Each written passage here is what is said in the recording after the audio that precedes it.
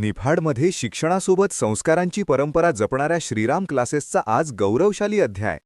अवघ्या 2-5 विद्यार्थ्यांपासून सुरू झालेला ज्ञानयज्ञ आज शेकडो विद्यार्थ्यांना घडवणारा वटवृक्ष बनलाय.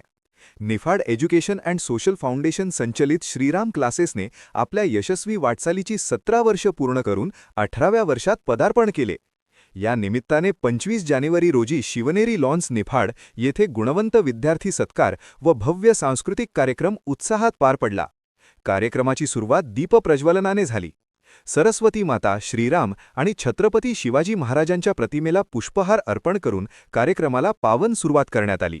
यानंतर विद्यार्थ्यांनी सादर केलेली गणेश वंदना, संत विठ्ठल अभंग, देशभक्तीपर गीत, शिवाजी महाराजांवरील सादरीकरण आणि पारंपरिक लोकनृत्यांनी उपस्थितांची मने जिंकली. लहानग्यांच्या सादरीकरणातून शिक्षणासोबत संस्कारांची जोपासना होत असल्याचे स्पष्टपणे दिसून आले. यावेळी गुणवंत व यशवंत विद्यार्थ्यांचा सत्कार करण्यात आला.